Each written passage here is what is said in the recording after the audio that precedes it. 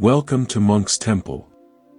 Before we begin, find a comfortable position.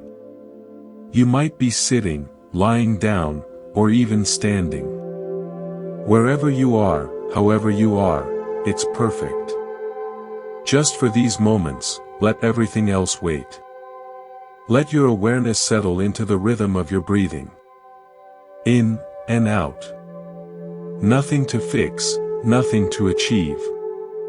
Simply being here, exactly as you are. Buddhism offers us a radical perspective that contradicts so much of what we've been taught. We live in a world that constantly tells us we need more achievement, more validation, more connection, more possessions, to be complete. But the Buddha pointed to a different truth 26 centuries ago, a truth that remains as relevant today as it was then. The root of suffering is not in what we lack, but in our clinging to what is inherently changing. Our peace isn't found in gathering, but in releasing. Our wholeness isn't achieved by addition, but by subtraction of everything that isn't truly us. Let me share with you a personal story from before I came to the monastic life, a story about what it means to feel incomplete. I was working in a corporate job in the city, surrounded by glass towers that reflected each other in endless repetitions. My days were measured in meetings, my worth in quarterly reviews, my connections in networking events. I had what the world calls success. A title, a salary, an apartment with a view. Yet every morning, I would wake with a hollow feeling, as if I'd forgotten something crucial. I would scroll through my phone before my feet even touched the floor, seeking something. A message, a like, a sign that I mattered to someone somewhere. One particularly difficult winter, both my parents passed away within months of each other. The grief was profound, but beneath it was something stranger, a terrifying sense of disconnection. They had been my anchors, my mirrors, the people whose approval had subconsciously shaped my choices. With them gone, I felt untethered, like a boat cut loose from its moorings, drifting in open sea. In my desperation, I did what many do, I tried to replace the anchors. I clung harder to relationships. I worked longer hours. I filled my calendar until every minute was accounted for. But the emptiness only grew louder, echoing in the spaces between activities. Then, one rainy Thursday afternoon, I left work early with a migraine. In my apartment, with the city sounds muffled by rain, I did something I hadn't done in years, nothing. I didn't turn on music. I didn't call anyone. I just sat by the window and watched the rain trace patterns on the glass. As I watched, a memory surfaced, unbidden, complete. I was maybe 7 years old, sitting on the porch of my childhood home during a summer rain, completely content just watching the world get wet. There was no thought of being productive, no worry about who I was or wasn't, no need for anything other than that moment. In that remembered feeling, I recognized something: the child knew how to be complete. The adult had forgotten. The child didn't need to be validated to feel real. The adult had built an identity that required constant maintenance from external sources. That afternoon began my journey. Not to become someone new, but to remember someone I had always been but had forgotten beneath layers of conditioning and seeking. If this recognition of a deeper, quieter self beneath the noise of striving speaks to you, I invite you to subscribe to Monk's Temple. Let this space be your gentle reminder that wholeness isn't something to earn, it's something to remember. Now, let's explore one of Buddhism's most profound yet misunderstood teachings, non-attachment. This is often mistaken for indifference, for not caring. Nothing could be further from the truth. Non-attachment isn't the absence of love, it's the purification of love from clinging. Imagine you're holding a beautiful, delicate bird in your hands. If you clutch it tightly, fearing it will fly away, you will hurt it. The bird will struggle, and in your fear of losing it, you'll cause the very harm you hope to avoid. If you open your hands completely and throw it into the air, you've given up on the connection entirely. But if you cradle the bird gently in open palms, offering warmth and safety without restraint, something magical can happen. The bird might choose to stay for a while. It might sing. It might eventually fly away, but without trauma. And sometimes, having known that gentle freedom, it might return. Our relationships with people, with outcomes, with our own identities. They're all like this bird. Clinging suffocates. Indifference abandons. Non-attachment is the wise middle, caring deeply while respecting freedom.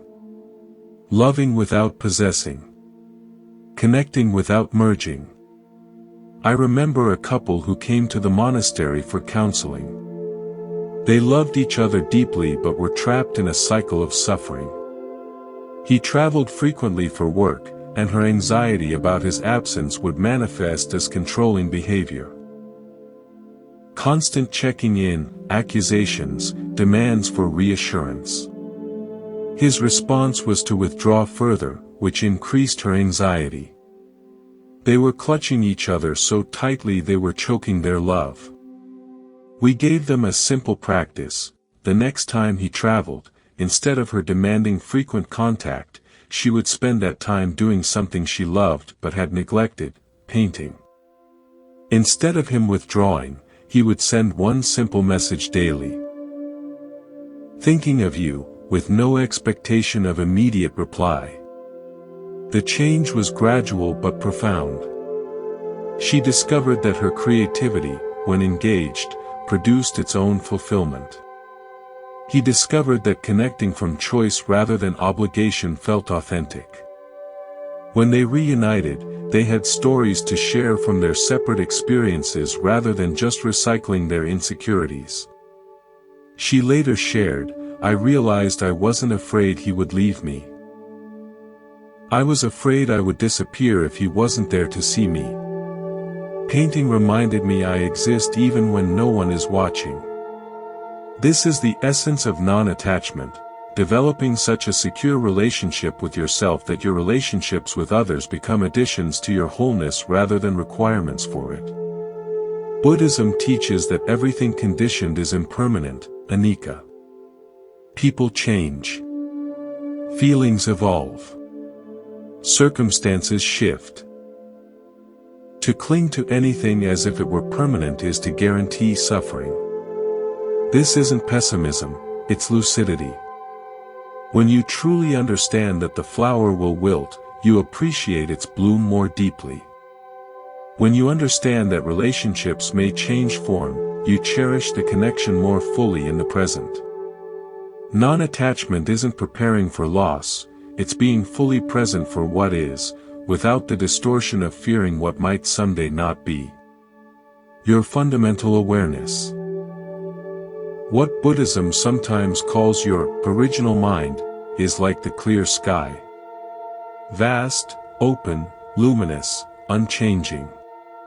Your thoughts, emotions, experiences, these are like weather patterns passing through. Clouds of worry, sunshine of joy, rain of grief, thunderstorms of anger. We spend most of our lives identifying with the weather. I am a thunderstorm. I am a gloomy day. We forget we are the sky that holds all weather, unchanged by what passes through. A student once came to me in deep depression. "I am a sad person," she said. "This is just who I am."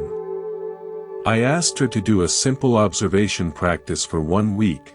Several times a day, she would pause and say, "There is sadness," rather than, "I am sad." The distinction is subtle but revolutionary. I am sad is an identity. There is sadness, is observation of a passing experience.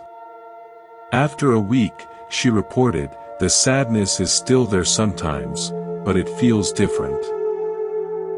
It feels like a cloud passing through the sky of me, rather than the sky itself being made of cloud. She had begun the shift from identifying with the weather to abiding as the sky. This doesn't mean ignoring painful emotions. It means relating to them with wisdom. You tend to a storm with respect, you prepare, you take shelter, but you don't believe the storm is your permanent reality. You know the clear sky still exists above the clouds. This understanding leads to what we might call emotional sovereignty. You become the benevolent ruler of your inner kingdom, not its helpless victim. When anger arises, you don't immediately become its slave, lashing out. You acknowledge, anger is visiting. Let me understand what this messenger has to say. When anxiety comes, you don't collapse into its story. You note, anxiety is here. Let me breathe with it and see what it needs. This isn't repression, it's conscious relationship. I think of a master carpenter I knew. His workshop was organized chaos, tools for every purpose, each respected. When he needed to cut, he used a saw. When he needed to join, he used glue and clamps. He didn't get angry at the saw for not being a hammer. He didn't try to sand wood with a chisel. He understood the nature of each tool and used it appropriately for the task at hand. Your emotions are your inner tools. Grief helps you process loss. Anger can highlight boundaries being crossed. Fear can signal genuine danger. Joy celebrates connection. The problem isn't having emotions, it's being controlled by them, or rejecting them because we've labeled some good and others bad. Buddhism encourages equanimity, not bland neutrality, but the capacity to hold all experiences with balance, knowing they are visitors, not the essence of who you are. We live with a fundamental misunderstanding. We believe happiness comes from arranging the external world to match our preferences. If we can just get the right job, the right partner, the right recognition, the right conditions, then we'll be peaceful. So we exhaust ourselves trying to control people, outcomes, even our own feelings. It's like trying to calm ocean waves by pressing down on them with our hands. The effort is frantic, the result temporary at best. Buddhism introduces the concept of pratyaya samutpada. Dependent origination. Everything arises in relationship to everything else. No single thing exists independently. This means that trying to control one element while ignoring the interconnected web is futile. It also means that true peace comes not from controlling the web, but from understanding your relationship to it. I'll share a story about a farmer who lived near our monastery. He was known for his anxiety, especially about weather. He would check forecasts obsessively, worry about rain during harvest, about drought during planting. One year, during a severe drought, his worry consumed him. His crops were failing. His usual methods weren't working. An elder monk suggested something unconventional. For 1 week, don't check the weather. Don't water the crops. Just tend to your own well-being. Walk. Rest. Sit. Pray. The farmer was horrified but desperate enough to try. The first days were agony. He felt irresponsible, negligent. But gradually, something shifted. He began to notice things he'd missed in his worry, the particular way light fell through the leaves of the old oak tree, the sound of the wind through dry grass, the resilience of certain native plants that needed no tending. When he returned to his fields after the week, he noticed something remarkable. Some plants had indeed died. But others had sent roots deeper, searching for water he couldn't provide. They had adapted. He hadn't saved his harvest, the drought saw to that, but he had saved his relationship to the land. He realized his trying to control everything had been a form of violence against the natural intelligence of the ecosystem. The following season, he farmed differently, working with patterns rather than against them, planting drought-resistant crops, observing more and forcing less. His yield was smaller but his peace was greater. This mirrors our attempts to control our inner and outer lives. We try to force ourselves to be different, to force others to meet our needs, to force life to follow our plans. The effort drains us and often creates the opposite of what we intend. What if, instead, we cultivated the wisdom of the gardener rather than the controller? The gardener doesn't make the seed grow. She creates conditions conducive to growth, good soil, adequate water, sunlight. Then she lets the intelligence of life do its work. She understands her role as participant, not dictator. In your own life, this might look like, instead of trying to force yourself to be confident, create conditions where confidence can naturally arise: preparation, self-care, supportive self-talk. Instead of trying to force someone to love you, embody lovable qualities and let their response be their own.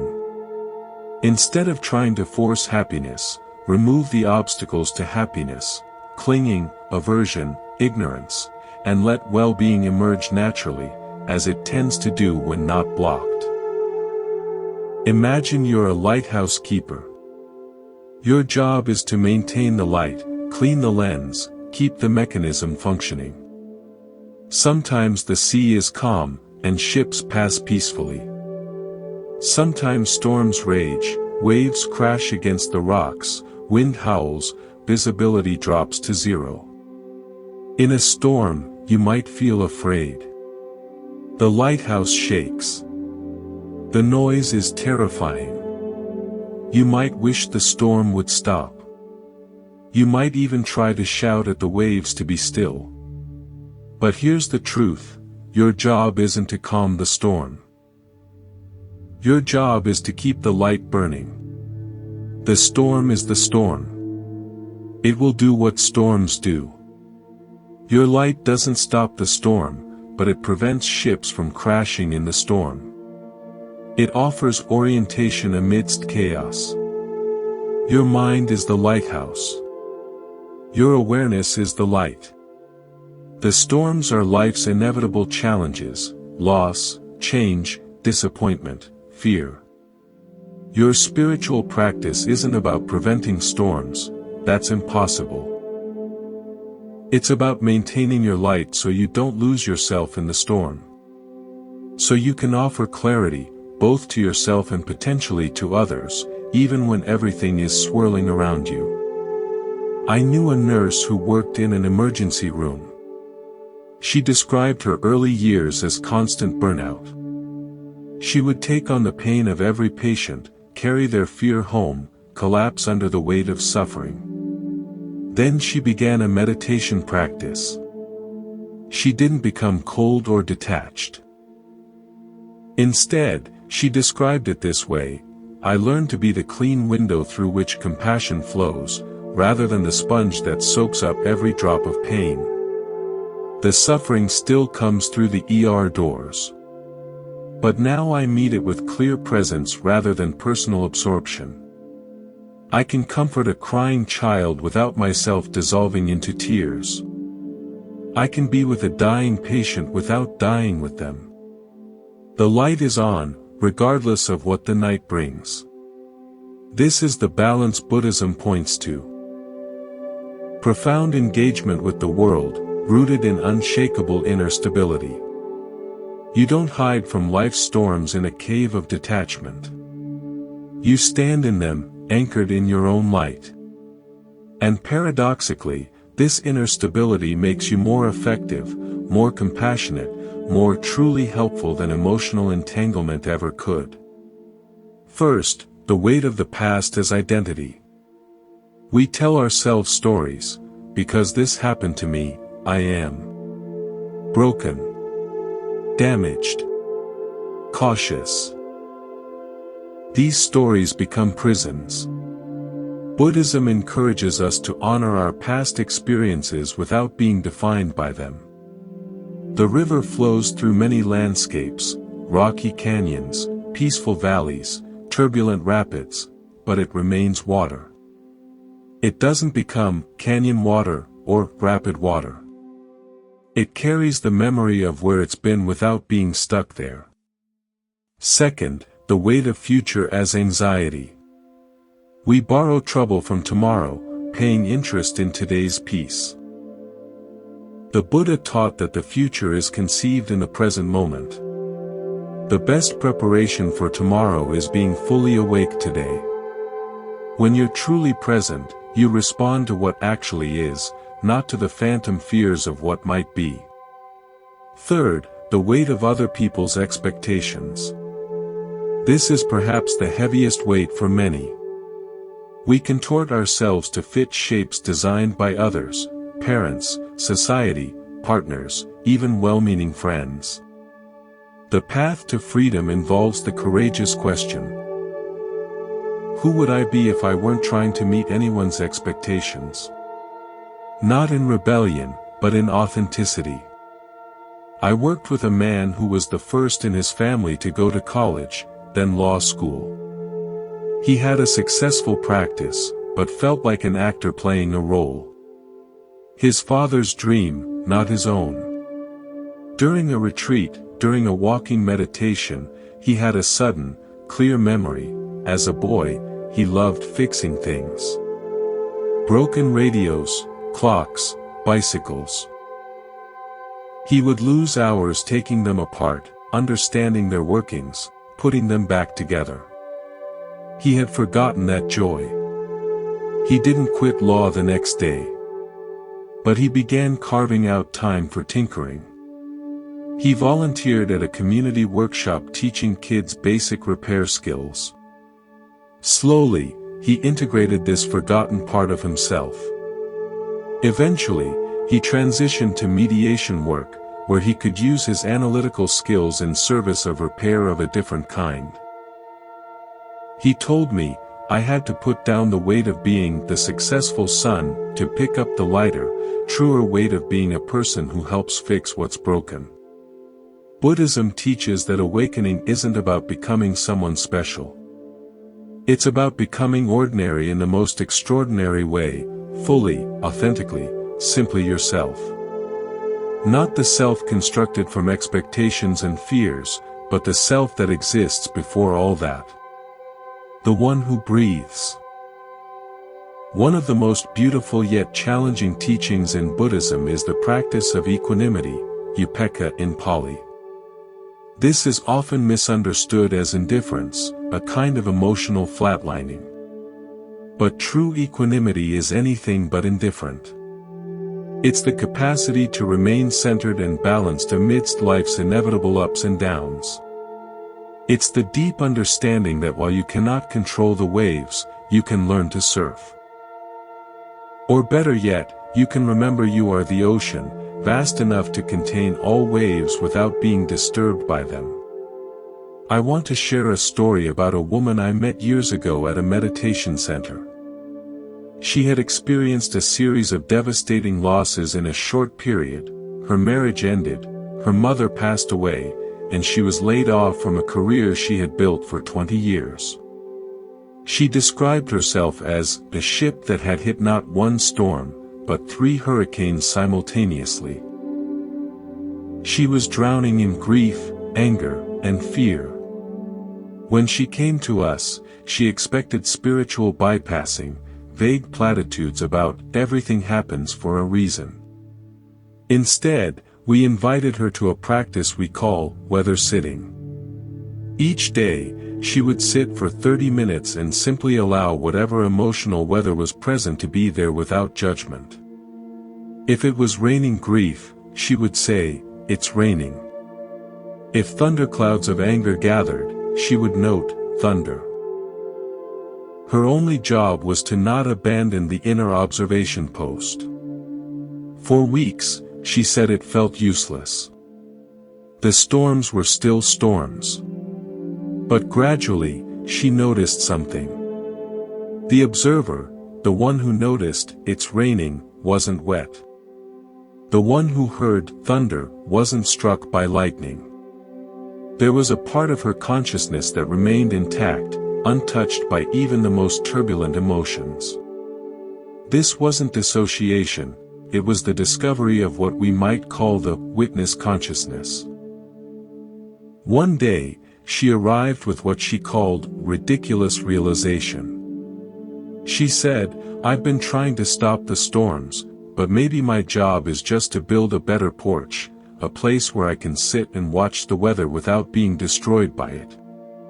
The storms might still come, but I don't have to stand out in the middle of them trying to change the wind's direction." Her metaphor is perfect. Spiritual practice isn't about creating a perpetually sunny climate in your inner world. That's impossible and would be sterile. It's about building a strong, compassionate porch of awareness where you can observe all weather with wisdom. From that porch, you can still feel the rain's coolness, appreciate the thunder's power, marvel at lightning's brilliance, but you're not swept away. Equanimity is that porch. Let's explore another essential principle. The middle way between self-indulgence and self-denial.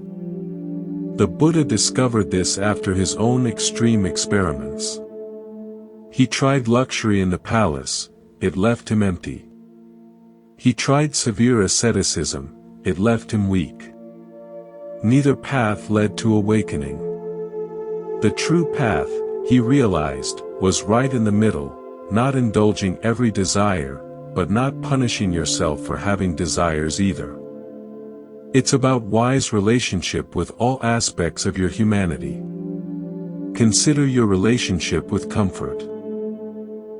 Modern culture often teaches two extremes: either chase constant comfort, the perfect temperature, the most comfortable chair, the most pleasing entertainment, or embrace miserable austerity, no heat, hard floors, complete deprivation.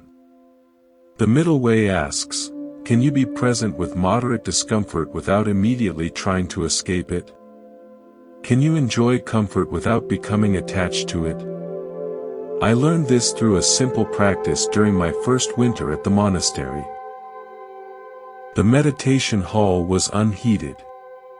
On freezing mornings, my mind would scream about the cold. I would fantasize about heaters, warm drinks, blankets.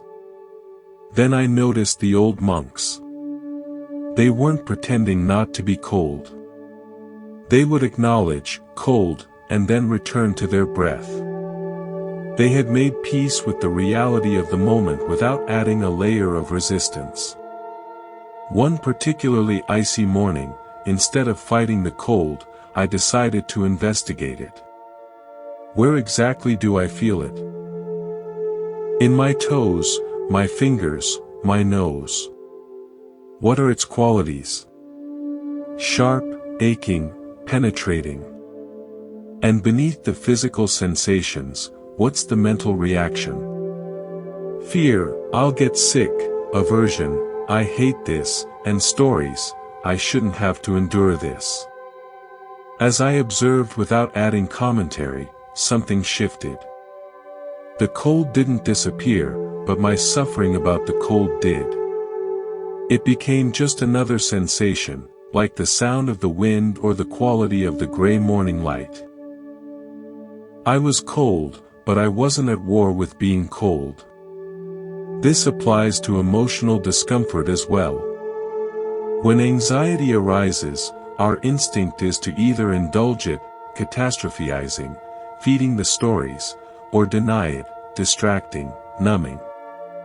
The middle way is to feel it fully without adding fuel to it. To say, ah, anxiety is here, and breathe with it. To give it space without letting it take over the whole house. This is radical acceptance. Not resignation, but clear-eyed acknowledgement of what is actually happening right now, which is the only place from which wise action can arise. Now, let's consider a metaphor that might help with understanding interdependence, pratitya samutpita, the Buddhist teaching that nothing exists independently. Imagine a magnificent tapestry. From the front, you see a beautiful picture, maybe a forest scene with animals, streams, sunlight filtering through leaves. If you turn it over, you see something equally fascinating, thousands of threads crossing, connecting, supporting one another. No single thread is the forest. No single knot is the bear. The image emerges from the relationship of all the threads together. Now imagine one thread deciding, I'm the most important. Without me, the whole tapestry would fall apart. It might strain against the others, trying to stand out. In doing so, it might actually distort the image or even break. Or imagine a thread becoming depressed, I'm just a brown thread in the background. I don't matter. It might go slack, creating a gap in the picture. Your life is that tapestry. You are both an individual thread and an inseparable part of the whole picture. Your suffering often comes from forgetting one side of this truth. Either you become inflated, I'm the center of everything, or deflated, I don't matter at all. Wisdom lies in holding both truths simultaneously. You are uniquely you, and you exist only in relationship to everything else. I knew a chef who owned a successful restaurant. He was famous for his signature dish, and he believed he was the sole reason for the restaurant's success. He micromanaged everyone, took all the credit, worked himself to exhaustion. Predictably, his staff became resentful. The quality declined. Customers noticed. One night, after a particularly bad service, he collapsed from exhaustion. During his recovery, his staff kept the restaurant running without him. To his surprise, they did well. Some regulars even commented that the atmosphere was more relaxed. This humbled him profoundly. When he returned, he called a meeting and said something remarkable, I thought I was the master chef creating a masterpiece. But really, I'm just one cook in a kitchen that includes all of you, the farmers who grow our food, the customers who appreciate it, even the dishwashers who make it possible to serve again tomorrow. The masterpiece isn't my dish, it's this entire interconnected dance. His shift from ego to ecosystem saved his restaurant and his health. He began to see his role not as the star, but as the coordinator of relationships, between ingredients, between staff, between kitchen and dining room. His signature dish became even better because it emerged from a harmonious system rather than a strained individual. In your own life, this understanding can relieve tremendous pressure. You don't have to carry everything alone. You're part of a web. Your well-being contributes to the whole web's health. The web's health supports your well-being. When you help others, you're not being altruistic in a separate sense, you're tending to the network of which you're a part. This is the Buddhist understanding of compassion, not as a moral obligation, but as a natural function of recognizing interdependence. Let's talk about a subtle but pervasive form of suffering, comparing mind. We live in an age of curated highlight reels. Social media shows us everyone's best moments while we're living our entire reality, including the messy parts. We compare our behind the scenes with everyone else's premiere. Buddhism teaches about the danger of mana. Conceit or comparison. It's not just about feeling inferior, it includes feeling superior or equal in a measuring way. All comparison creates separation. When you think, I'm better than, you create distance. When you think, I'm worse than, you create distance. Even, I'm just as good as, maintains the framework of comparison. Imagine two flowers in a garden, a sunflower and an orchid. The sunflower might think, I'm taller, brighter, more cheerful. The orchid might think, I'm more delicate, exotic, valuable. Both miss the point, they're different expressions of life, each beautiful in its own way, each fulfilling its own purpose. The garden needs both. More importantly, the sunflower doesn't try to become an orchid. It becomes the best sunflower it can be. I worked with a writer plagued by comparison. She would read other authors' work and either feel intimidated, I'll never be that good, or dismissive, I'm better than this. Both reactions paralyzed her own writing. We developed a practice. Whenever she noticed comparison arising, she would say, that's their path. This is mine. Then she would return to her own blank page. Over time, she described the shift like this: I stopped reading to measure and started reading to appreciate. When I appreciate another writer's skill, it doesn't diminish mine, it reminds me what's possible with language. My writing became more authentic because I was no longer trying to be someone else or beat someone else. I was just exploring what wants to be written through me. Buddha taught that envy and pride are two sides of the same coin, the coin of separation. When you drop comparison, you don't become mediocre. You become uniquely yourself. And there is nothing in the universe exactly like you, with your particular combination of experiences, insights, and ways of being. Your contribution isn't in being better than others, it's in being fully yourself, which no one else can be. Now, I'd like to introduce the concept of spiritual urgency without emergency. There's a paradox in practice: awakening is the most important thing, yet trying too hard guarantees you'll miss it. Think of trying to remember a name. The harder you grasp for it, the more it eludes you. Only when you relax and let it come does it often pop into your mind. Or consider sleep. If you're anxious about not sleeping and try to force it, you guarantee insomnia.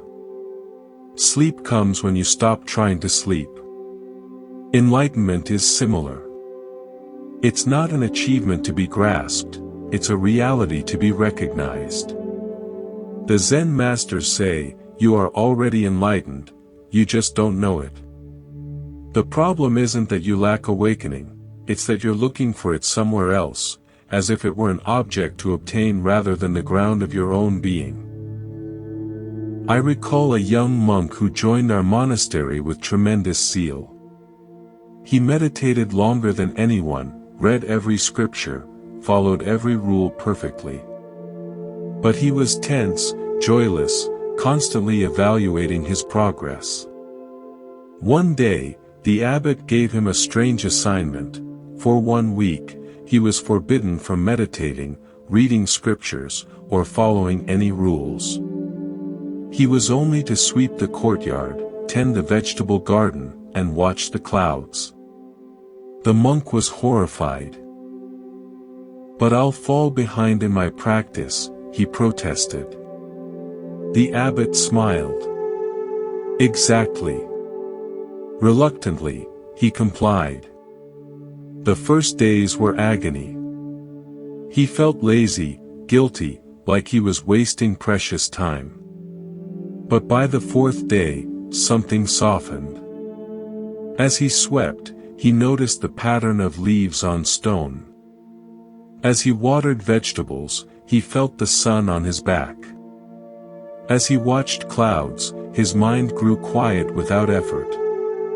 On the seventh day, he was sitting under a tree when he suddenly burst out laughing. When asked why, he said, "I was trying so hard to become peaceful that I didn't notice I was already peaceful when I wasn't trying." His laughter wasn't frivolous, it was the sound of a burden dropping. He had encountered what Buddhists call effortless effort or action without striving. This doesn't mean becoming passive. It means acting from alignment rather than lack, from fullness rather than hunger, from being rather than becoming. In your own life, you might notice this in creative flow. When you're writing, painting, solving a problem, or even having a deep conversation, there are moments when effort disappears. You're fully engaged, yet not straining. Time might even seem to change. That's a taste of awakened action. The practice is to bring that quality into more of your life, not by trying harder, but by letting go of the trying. There was a man in our community who was known as the helper. He was always available, always generous, always putting others first. People praised his selflessness. But privately, he confessed to me, "I feel like a hollow shell. I help because I don't know who I am when I'm not helping. If I stop, I'm afraid people will see I have nothing to offer but the helping." We explored this through a simple inquiry: what wants to happen when no one needs anything from you? At first, he drew a blank. Then sadness emerged. Then fear. Beneath that, a faint glimmer of curiosity about who he might be beyond the role of helper. I suggested an experiment. For 1 month, he would say no to any request that didn't come with a genuine yes in his body. Not with resentment, but with clarity: "That doesn't work for me right now." He kept a journal of what arose in the newly created space. The first weeks were terrifying. He felt guilty, selfish, sure people would abandon him. Some did, those who only valued his utility. But others respected his boundaries. And in the space that opened, surprising things emerged. He started sketching, something he hadn't done since childhood. He took long walks without purpose. He rediscovered quiet evenings with just a book and tea. After a month, he shared his realization: "I thought being a good person meant being useful to others. Now I see that being real is the greatest gift I can offer. When I help from overflow rather than emptiness, it feels different. Lighter, cleaner. And strangely, I think it's actually more helpful." This touches on the Buddhist teaching of anatta, not self. We are not fixed, solid entities with unchanging characteristics. We are processes, patterns, constantly changing. When we fixate on a particular identity, the helper, the achiever, the victim, we freeze this flow. We become a character rather than the awareness that can play many roles fluidly. The freedom comes not from having no masks, but from knowing they are masks, and being willing to take them off when they no longer serve. Let me share a story that opened my understanding of emptiness in a visceral way. Early in my training, I was assigned to tend the monastery's compost system. I hated it. It was smelly, messy, seemingly unimportant work while others were studying scriptures or deepening their meditation. I approached it with resentment, holding my breath, trying to get through it as quickly as possible. One particularly hot afternoon, as I turned the decaying layers with a pitchfork, something broke open inside me. I was struck by the sheer alchemy happening before me: kitchen scraps, garden waste, fallen leaves, all in various stages of transformation into rich, dark soil. Nothing was wasted. The wilted lettuce, the apple core, the faded flower, all were becoming something new. The rose that would bloom next spring would literally be made of this decomposed matter. The boundary between rose and compost dissolved in that moment. They were not separate things, they were different moments in a continuous cycle of becoming. In that insight, my relationship to the work transformed. I wasn't just dealing with garbage, I was participating in the sacred transformation of form. The smell wasn't just rot, it was the scent of change itself. My resentment melted into reverence. I began to see this process everywhere, in the changing seasons, in the aging of my own body, in the ending of relationships, in the evolution of ideas. Everything is compost for everything else. Nothing is static. Nothing exists in isolation. This understanding of emptiness liberates us from fixed identities. If you think, I am a failure, that feels solid, permanent, heavy. But if you see failure as compost, rich material that can feed future growth, it loses its solidity and becomes part of a process. If you think, this pain will last forever, that's a prison.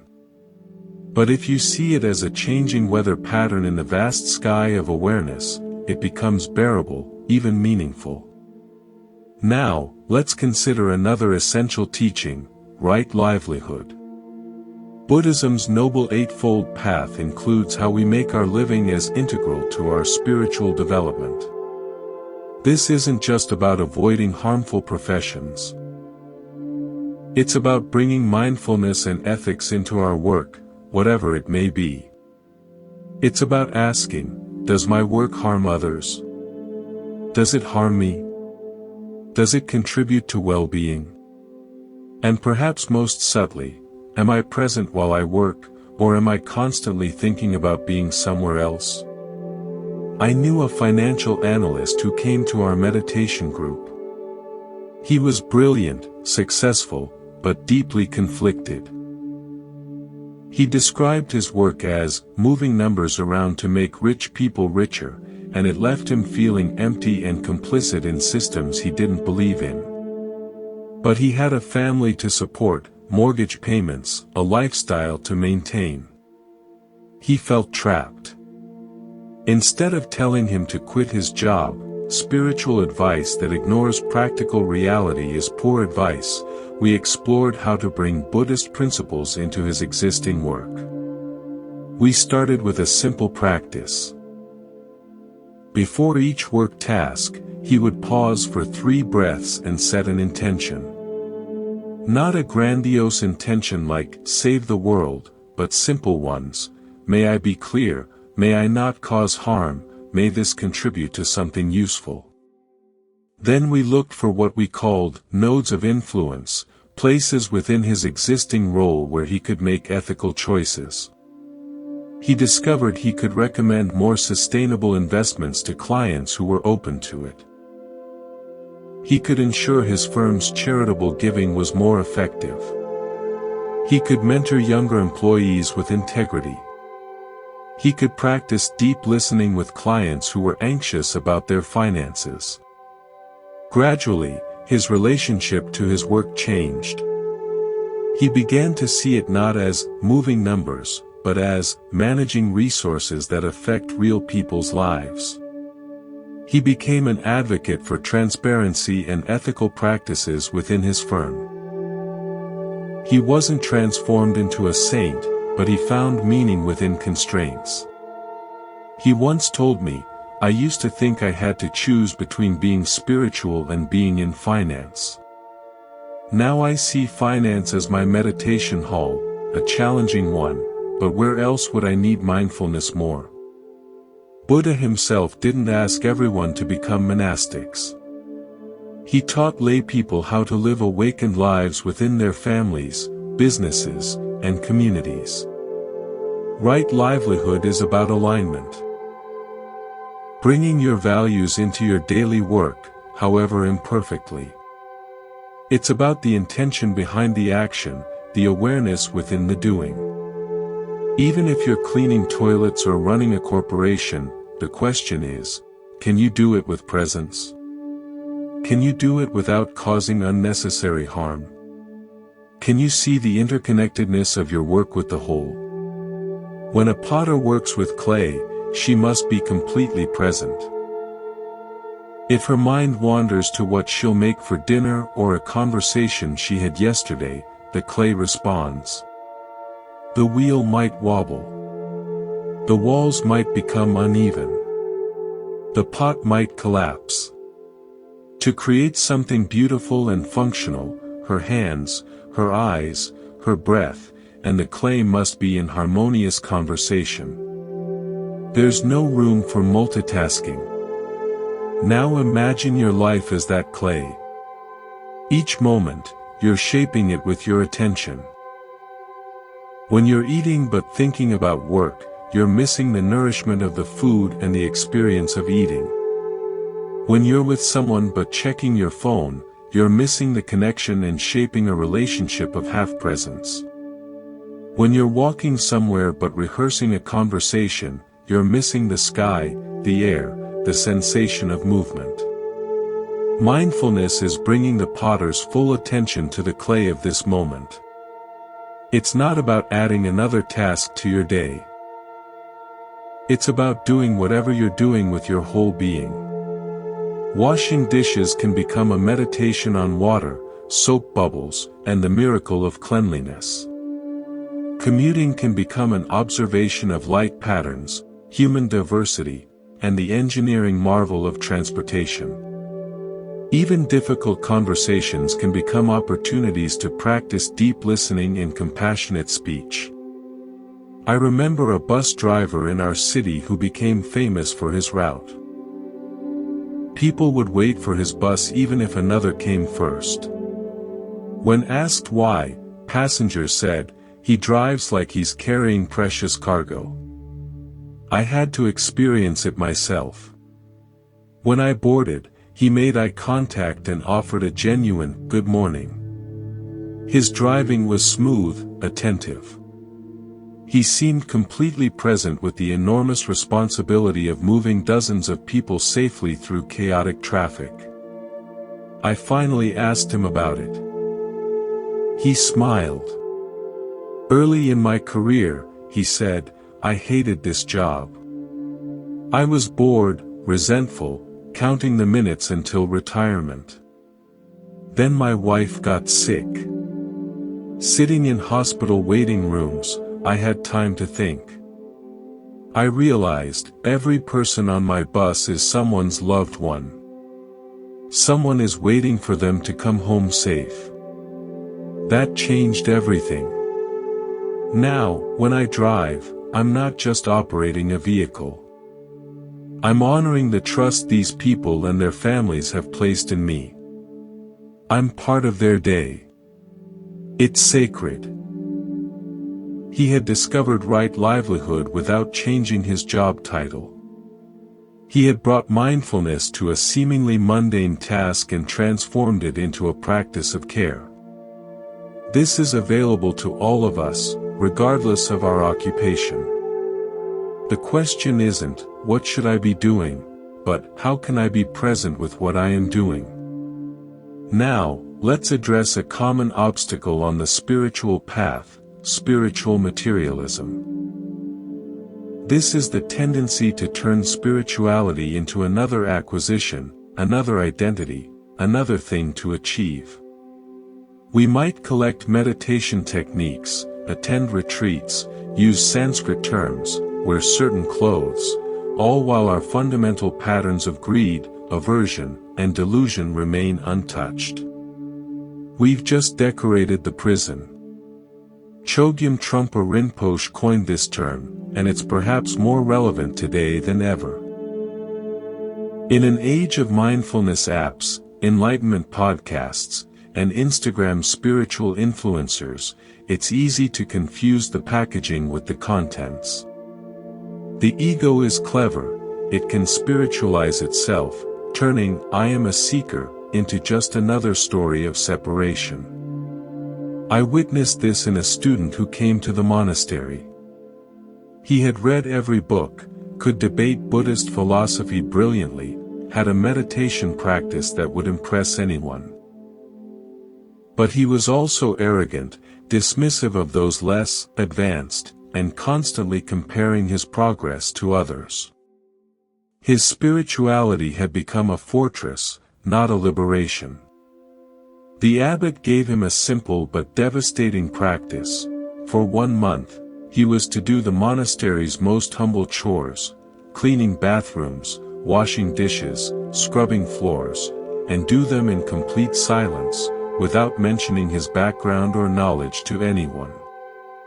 He was to be just another pair of hands. At first, he was furious. This was beneath him. But as days passed, something humbling happened. Without his spiritual identity to hide behind, he came face to face with his own pride, his need for recognition, his subtle sense of superiority. One evening, while scrubbing a particularly stubborn stain on the kitchen floor, he broke down weeping. Later, he shared, "I realized I had been using Buddhism to feel special instead of to see through the illusion of being special. All my knowledge was just another layer of armor. Scrubbing that floor, nobody cared what I knew. They only cared if the floor was clean." That anonymity was the greatest teaching I ever received. This is why genuine spiritual traditions emphasize humility, service, and beginner's mind. The path isn't about accumulating special states or knowledge, it's about shedding everything that isn't essential, including the spiritualized ego. As one Zen master said, if you meet the Buddha on the road, kill him. Meaning, if you encounter any concept, any image, any identity, even a spiritual one, that you're clinging to as ultimately real, let it go. Reality is beyond all concepts. Imagine a fast-moving river. In the river are rocks, some small, some large. The water flows around them, over them, between them. The rocks represent your fixed beliefs, your identities, your traumas, your patterns. All the seemingly solid aspects of your personality. The water represents your awareness, your presence, your capacity to flow. Most people live identified with the rocks. I am this angry person. I am this story of abandonment. I am my achievements. They feel solid, heavy, sometimes sharp. Life crashes against these rocks, creating turbulence, suffering. Spiritual practice isn't about removing the rocks, though some may naturally erode over time. It's about discovering you are primarily the water, not the rocks. The water can accommodate the rocks without being fundamentally changed by them. The water flows. It adapts. It finds a way. Even when it crashes against a rock and creates white water, that's just a temporary pattern in the flowing. The water remains water. I worked with a veteran who carried what he called the rock of war. He had seen and done things that left him with PTSD, anger, and nightmares. He felt defined by his trauma. I am damaged goods, he would say. We worked with a practice of differentiating the memory, the rock, from the awareness that holds the memory, the water. He would recall a difficult memory, then notice, where do I feel this in my body? What sensations are present? And then, who is noticing these sensations? Gradually, He began to sense a space around the painful memory. The memory was still there, but it wasn't all of him. He described it as, "The war is a boulder in my river. Some days the water is low, and the boulder takes up a lot of space. Some days the water is high, and it flows over more easily. But the boulder isn't the river. I am the river." This shift didn't erase his pain, but it changed his relationship to it. He was no longer just a trauma survivor, he was awareness that included trauma. This is the essence of healing in the Buddhist understanding. Not necessarily eliminating difficult experiences, but changing our identification with them. You are not your anxiety, you are the space in which anxiety arises. You are not your past, you are the presence that can hold the past with compassion. Let's consider the practice of loving kindness, metta. This is often presented as sending good wishes to yourself and others. May you be happy. May you be safe. But at its depth, metta is the radical recognition of non-separation. It's the understanding that your well-being and mine are not truly separate. When I wish you peace, I'm watering the seeds of peace in my own consciousness as well. There's a beautiful neuroscience finding that supports this. When we generate feelings of warmth and care for others, our own brain's compassion centers light up. We receive the benefit of the kindness we extend. The Buddha taught this 25 centuries ago: hatred never ceases by hatred, hatred ceases by love.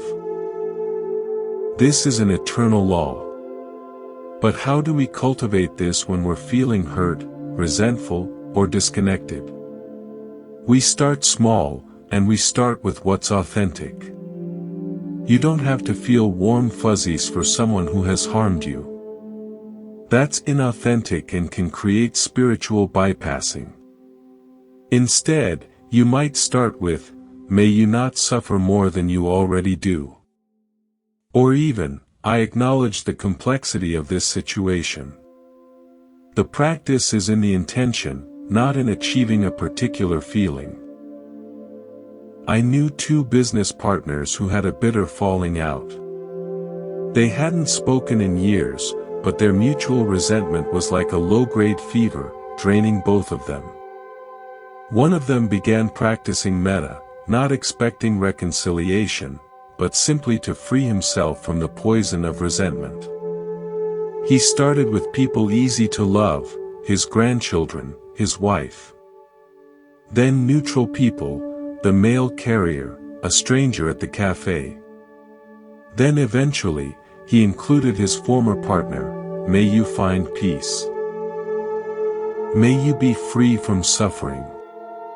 He never contacted his former partner. But something shifted internally. The constant mental rehearsals of old arguments diminished. The tightness in his chest when he thought of him softened. A year later, they accidentally crossed paths at an airport. Instead of avoidance or tension, they were able to exchange a civil nod. That was all. But for him, it was a miracle. "I didn't need an apology or reconciliation," he said. "I just needed to stop carrying the war inside me." The war outside ended when the war inside did. This is the power of metta. It heals the one who practices it first. It's not about changing others, it's about changing your relationship to others. As your heart becomes less defended, you become less reactive, more responsive. You begin to see the suffering behind difficult behaviors. This doesn't mean becoming a doormat, it means acting from wisdom rather than woundedness. Think of desire as a river. A river can provide water for crops, transportation, beauty. But if the river floods its banks, it causes destruction. If it dries up completely, the land becomes parched. The middle way with desire is learning to channel the river wisely, neither suppressing it nor being swept away by it. I learned this through watching my teacher interact with a visiting scholar. The scholar was proudly ascetic. He ate only one meal a day, slept on a thin mat, owned almost nothing. He criticized our monastery for having too many comforts, books, gardens, decent food. My teacher listened patiently, then asked, "And how is your practice?" The scholar launched into a list of his hours in meditation, his mastery of texts. My teacher then asked a simple question, "Are you happy?" The scholar fell silent. His face revealed the answer, "No." He was rigid, judgmental, joyless. My teacher said gently, "The Buddha didn't teach misery. He taught the end of suffering." Asceticism without wisdom is just another form of clinging to being an ascetic. The question isn't how little you can have, it's how free you can be in relationship to what you have or don't have. This was a revelation to me. I had been swinging between indulgence and suppression, never finding peace in either extreme.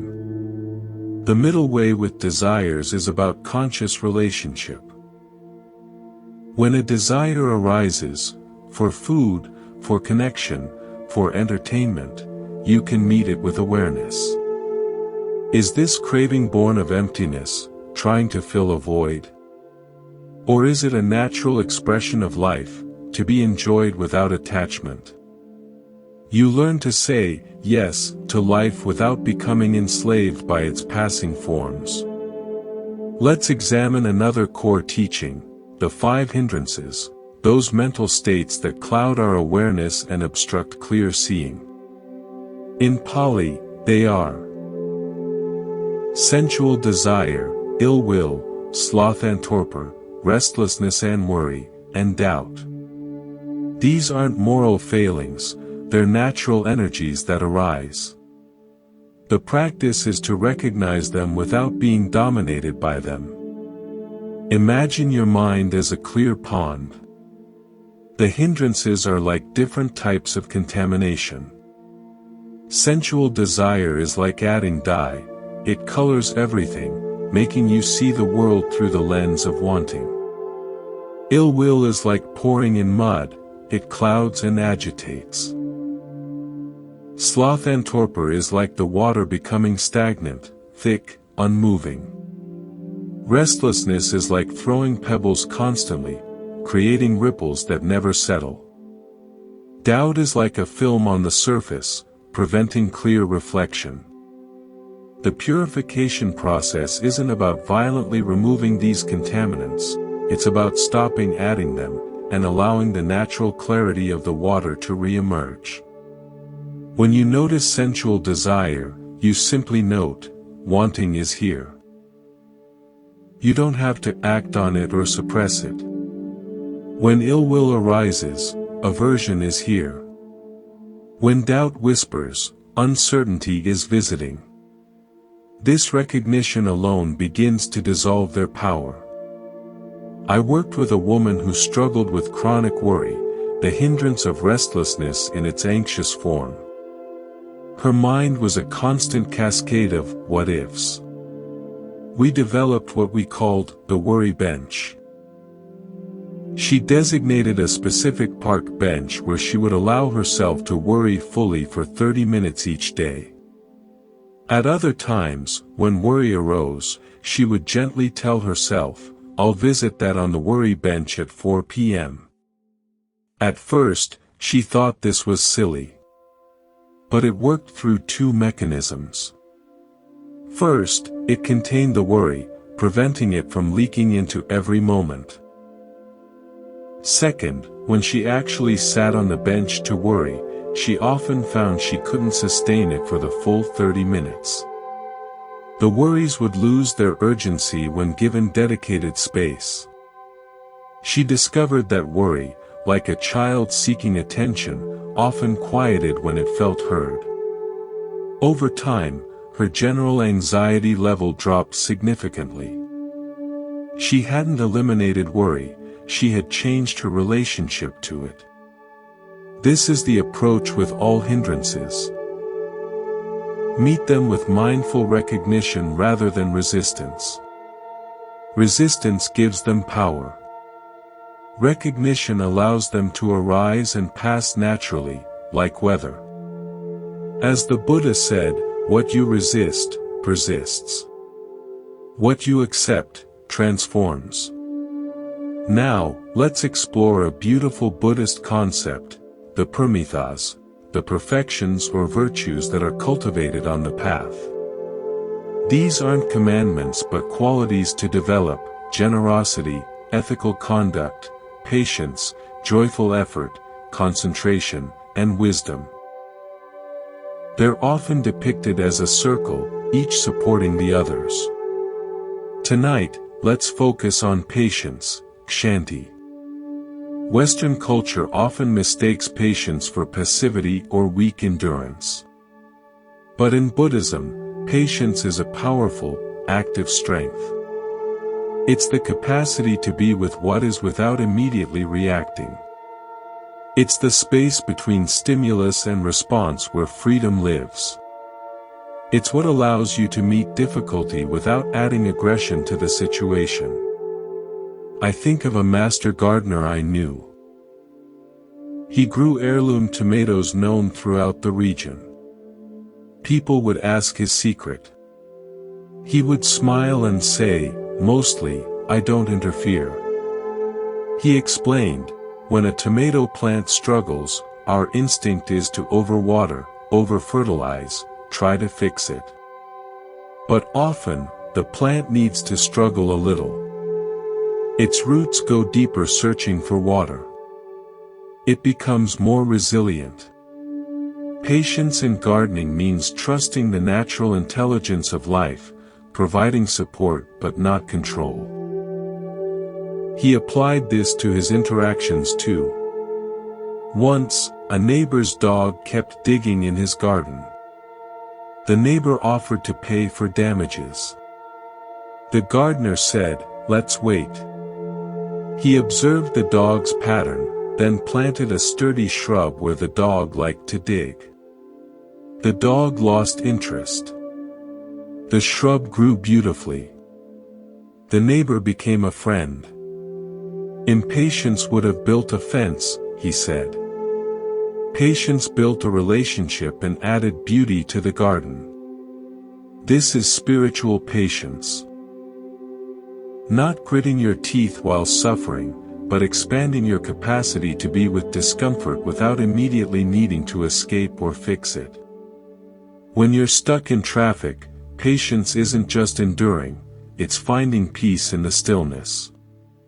When someone is difficult, patience isn't just tolerating, it's seeking to understand before reacting. As the Buddha taught, better than 1,000 hollow words is one word that brings peace. Sometimes that one word is the word you don't say in impatience. You're sitting on a hillside, watching the sky. Clouds form, drift, change shape, dissolve. Some are light and fluffy, some dark and stormy. If you identify with the clouds, your emotional state will be as changeable as the weather. One moment you're a happy cumulus cloud, the next a threatening thunderhead. But if you identify with the sky, the vast, open awareness that contains all clouds, then clouds come and go without fundamentally changing what you are. Even when the entire sky is overcast, you know the blue sky is still there above the cloud layer. Even in a raging storm, the sky isn't damaged, it's simply temporarily expressing as storm. Your thoughts are those clouds. They're not the problem. The problem is believing you are your thoughts. When a thought arises, "I'm not good enough," and you believe it, you suffer. When the same thought arises and you recognize it as just a cloud passing through the sky of your awareness, it loses its power to define you. I worked with a man who had what he called the committee in my head, a constant stream of self-critical thoughts. He tried to argue with them, which only gave them more energy. Then we tried a different approach, personifying the thoughts.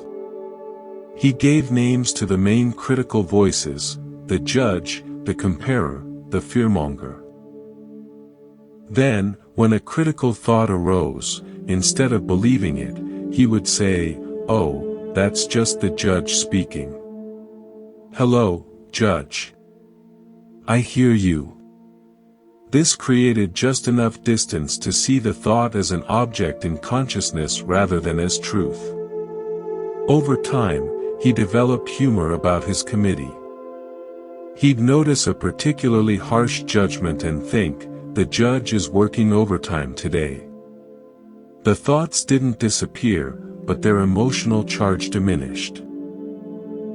He was practicing what Buddhism calls disidentification, recognizing that thoughts are events that happen to consciousness, not the essence of consciousness. This understanding is liberation. You are not your depression, your anxiety, your self-doubt. You are the awareness that knows depression, anxiety, self-doubt. And that awareness is inherently free, clear, and capable of holding all experiences with compassion. Now, let's address a practical aspect of the path. Integrating practice into relationships. Many people feel a tension between their spiritual aspirations and their human connections. They worry that becoming more present, more detached in a healthy sense, might make them cold or distant. The opposite is true. Buddhism offers the concept of Brahmaviharas, the divine abodes, loving kindness, compassion, sympathetic joy, and equanimity. These aren't just feelings to cultivate in meditation, they're relational skills. Together, they create the foundation for healthy, conscious relationships. Think of them as the four legs of a sturdy table. If one is missing or weak, the table wobbles. Loving kindness is the wish for well-being. Compassion is the response to suffering. Sympathetic joy is happiness in others' happiness. Equanimity is the balance that prevents burnout and codependency. All four work together. I witnessed this balance in a couple who practiced together. Early in their relationship, they fell into a common pattern. She was the caretaker, he was the one being cared for. When he struggled, she would overfunction. When she struggled, he would withdraw. Both were unhappy. They began practicing the Brahmaviharas explicitly in their relationship. When he was anxious about work, instead of her immediately jumping in to solve it, which came from her anxiety, not pure compassion, she would practice equanimity first. This is his experience. I can be present without taking it over. Then she could offer genuine compassion. I see you're struggling. How can I support you? Sometimes the support was just listening. Sometimes it was practical help. But it came from choice, not compulsion. Similarly, when she achieved something, he practiced sympathetic joy. Instead of his pattern of comparing, her success makes me feel inadequate, he learned to genuinely celebrate her. This required working with his own insecurities, but as he did, their connection deepened. They were no longer enmeshed in each other's emotional weather, but were two individuals who could share sunshine and shelter each other through storms without losing themselves. The Buddha taught that relationships based on clinging inevitably bring suffering. Relationships based on the Brahmaviharas bring mutual growth and genuine connection. This doesn't mean you never depend on each other. It means your dependence is conscious, chosen, and balanced with autonomy. Let me share an original story about the weight of invisible backpacks, a metaphor for the emotional burdens we carry without realizing it. There was a teacher at a local school who came to our mindfulness group. She was dedicated, caring, but constantly exhausted. She described feeling like she was carrying the emotional weight of 30 children home every night. We did an exercise where we visualized our burdens as actual weights in a backpack.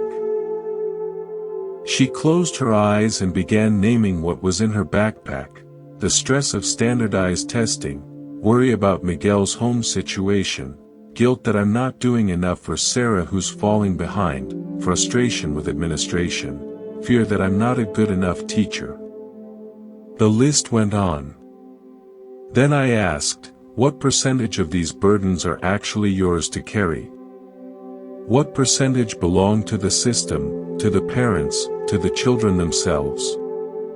She sat with this. Tears came.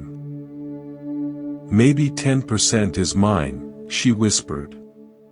The rest I've taken on because I care. But carrying it isn't helping them, and it's crushing me. We then practiced a visualization, taking items out of the backpack and placing them where they belonged. The educational system's pressures were placed in a box labeled systemic issues. The children's personal struggles were placed on small individual mats, symbolizing that each child has their own journey. The parents' responsibilities were placed elsewhere. What remained in her backpack was much lighter: her lesson plans, her genuine care, her presence. This practice changed her teaching. She became more effective because she wasn't depleted. She could be fully present with a struggling child without absorbing their struggle as her own. She could advocate for change in the system without personalizing every failure. She described it as teaching from overflow rather than depletion. This is a practical application of the Buddhist teaching of right responsibility. We are responsible for our intentions, our actions, our responses. We are not responsible for other people's feelings, for systemic problems we didn't create, for outcomes beyond our control. Discernment here is crucial. Compassion doesn't mean taking on others' suffering, it means being present with them as they carry their own. Let's end this part with a reflection on impermanence, anicca. This is often presented as sobering, even depressing: everything changes, nothing lasts. But when fully integrated, the understanding of impermanence becomes a source of profound freedom and appreciation. Imagine you're at the ocean, watching waves. Each wave is unique, beautiful in its moment of existence, then it's gone. If you tried to hold on to a particular wave, you'd be frustrated. If you mourned each wave's disappearance, you'd be in constant grief. But if you appreciate each wave as it arises, you experience continuous beauty without clinging. Our lives are like that. Relationships are waves. Careers are waves. Health is waves. Even our identities are waves. Clinging to any particular form guarantees suffering. Appreciating each form as it manifests brings joy. I remember an elderly woman in our community who had lost her husband of 60 years. People expected her to be devastated, and she was deeply sad. But she also had a remarkable quality of presence. She said something I'll never forget: "I miss him every day. But I don't wish he were still here, suffering as he was at the end." Our love wasn't in the clinging, it was in the 60 years of presence we shared. Now my love for him takes a different form: memory, gratitude, the way his kindness lives on in our children. Love changes form but doesn't die. She had deeply understood impermanence. Her grief was clean, without resistance. She wasn't trying to hold on to what was gone, she was honoring what had been while being present with what is. This is the mature understanding of anicca, not as loss, but as the very nature of aliveness. Everything is in flow. Our peace comes from flowing with rather than against this reality. As we prepare to close this part, feel your breath. Notice how each breath is born, lives its brief moment, and passes away. The next breath is similar but not the same. Your entire life is this process on a larger scale. Can you appreciate this breath without demanding it be different? Can you appreciate this moment without needing it to last forever? In that appreciation, you touch eternity, not as endless duration, but as the timeless now that contains all coming and going. Imagine you stub your toe. There's the initial sharp sensation, that's pain. Then comes the story: why does this always happen to me? I'm so clumsy. Now my whole day is ruined. That's suffering. The pain might last a few minutes, the suffering can last hours. Or consider emotional pain: someone speaks harshly to you. The hurt feeling arises, that's pain. Then the mental elaboration: they must hate me. I'm unlovable. I'll never have good relationships. That's suffering. The Buddha's great insight was that we can learn to experience pain without adding suffering. This doesn't mean becoming stoic or unfeeling. It means feeling fully without getting lost in the secondary stories. It's the difference between feeling grief and being consumed by it, between feeling anger and being controlled by it. I learned this distinction through a surprising teacher, a physical therapist who worked with chronic pain patients.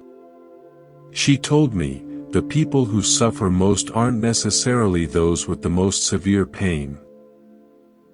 They're those who have the strongest resistance to their pain, who believe it shouldn't be there, who fight it constantly.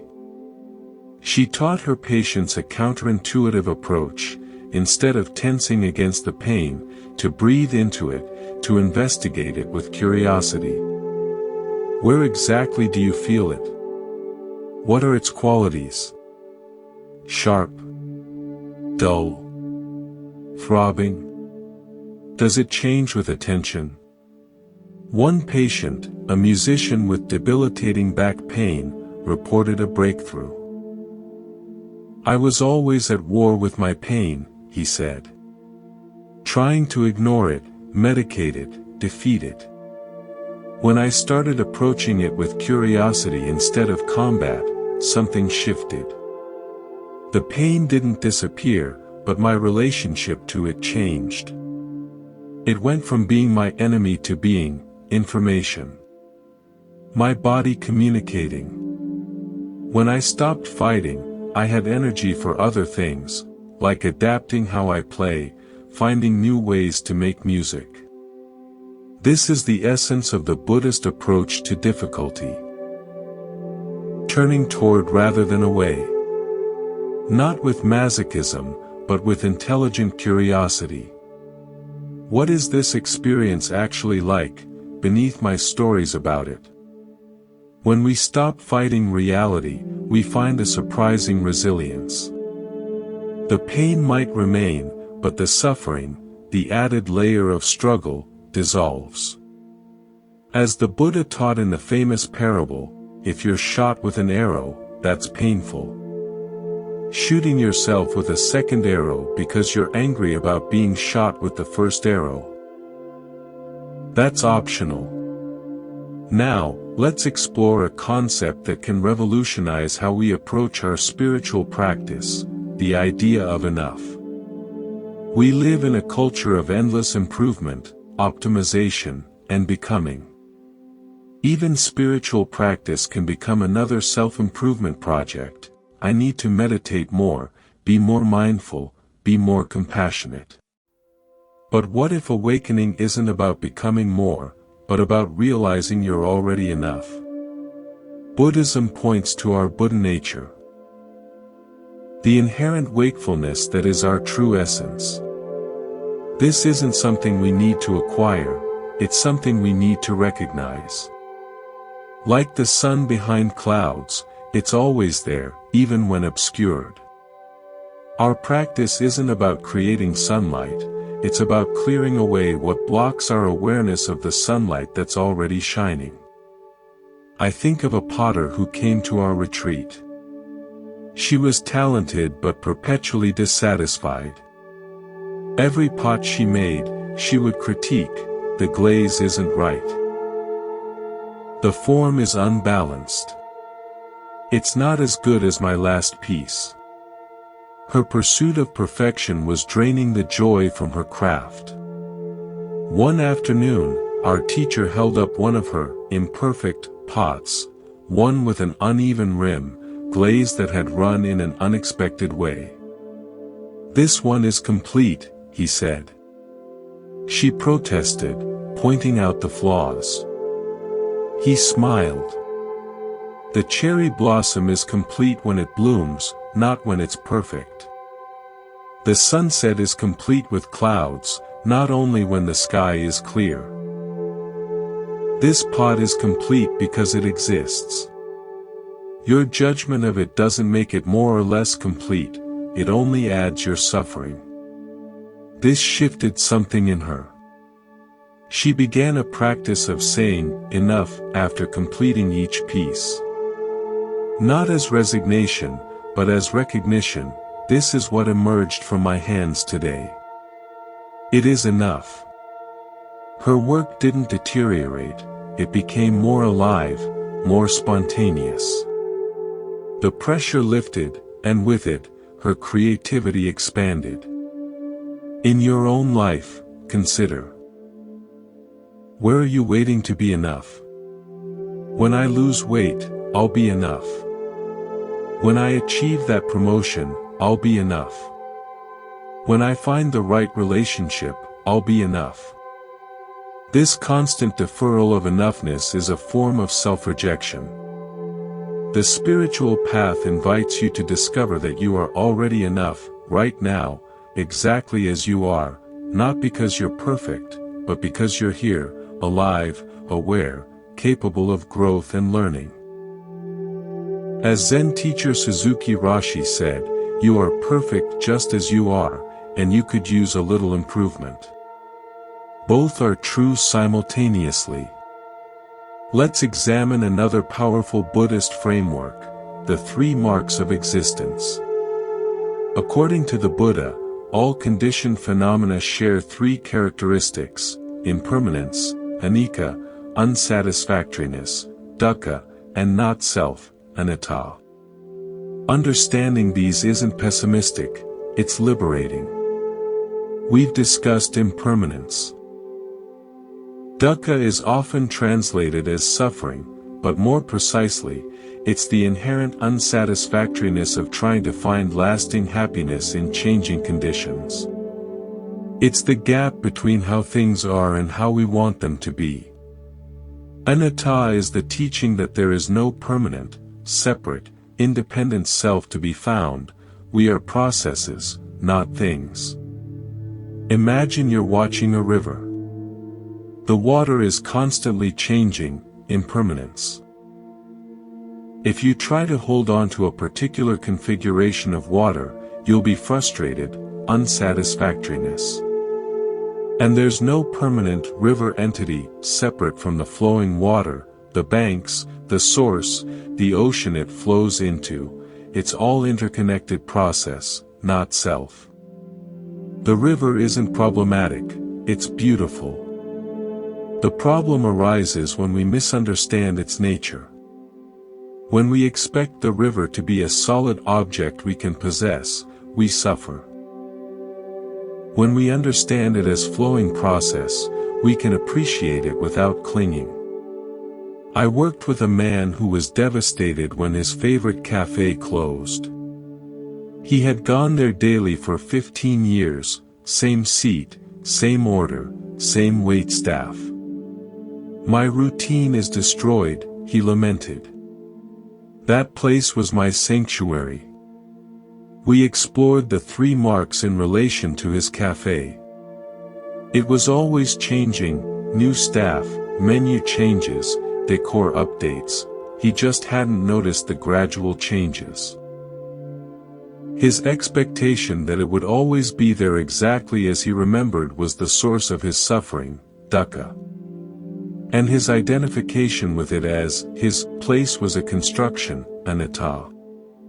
As he reflected, he realized, the peace I found there wasn't in the physical place, it was in the ritual, the mindfulness of having that time for myself. He began creating that ritual elsewhere, a morning walk instead, or tea at home. The essence of what he valued, the mindful pause, was transferable. The cafe was just the particular form it had taken. This is the practical application of understanding the 3 marks. We learn to appreciate forms without clinging to them, to find the essence of what we value so we're not devastated when the forms change. We become like skilled surfers, riding the waves of change rather than being crushed by them. Now, let's explore a beautiful practice, taking refuge. Traditionally, Buddhists take refuge in the 3 jewels.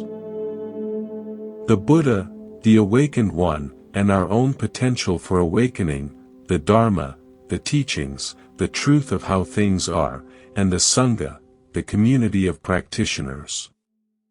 But at a deeper level, taking refuge is about where we seek security and meaning. Most people take refuge in unstable things, in their appearance, which ages, in their wealth, which can be lost, in their relationships, which change, in their status, which fluctuates. The Buddha pointed to more reliable refuges. In awareness itself, in ethical conduct, in wisdom, in community that supports awakening. I remember a woman who survived a house fire. She lost everything, photos, heirlooms, her material life's accumulation. In the aftermath, she experienced something unexpected, relief. I spent my life collecting, curating, protecting these things, she said. And in one night, it was all gone. The strange thing is, I'm still here. The people I love are still here. What really matters survived the fire. Her experience echoes the Buddhist teaching on refuge. When we take refuge in transient things, we live in constant anxiety about losing them. When we take refuge in qualities like mindfulness, compassion, and wisdom, we carry our sanctuary with us. No fire can burn awareness. No thief can steal ethical conduct. No change can destroy the capacity to meet experience with wisdom. This doesn't mean we shouldn't enjoy beautiful things or meaningful relationships. It means we don't base our fundamental security on them. We enjoy them as gifts, not as foundations of our identity. As the Buddha taught, health is the greatest gift, contentment the greatest wealth, trust the best relationship, nirvana the greatest joy. These are internal refuges that can't be taken from us. Imagine you're in a lighthouse during a terrible storm. Waves crash against the rocks. Wind howls. Rain lashes the windows. From inside, it's terrifying. But you have a job. to keep the light burning. If you become absorbed in the storm, if you identify with it, if you believe you are the storm, you'll forget your light. You'll be tossed about emotionally, reacting to every wave and gust. But if you remember you are the lighthouse keeper, not the storm, you can tend the light. The light is your awareness, your presence, your capacity to witness without being swept away. The storm is life's inevitable difficulties, loss, change, disappointment, fear. You don't control the storm. Your job is to maintain the light. I knew a nurse who worked in pediatric oncology, an emotional storm of profound proportions. Early in her career, she would come home devastated every day, carrying the children's suffering as her own. She burned out quickly. Then she learned this lighthouse practice. Before each shift, she would set her intention: I am the lighthouse. My light is compassionate presence. I cannot calm the storm of cancer, but I can offer a steady light of care. This shift saved her career and made her more effective. She could be fully present with a suffering child without drowning in that suffering. She could offer comfort from a place of grounded compassion rather than desperate empathy. The families sensed this steadiness and found comfort in it. In your own life, what storms are you facing? And where is your inner lighthouse?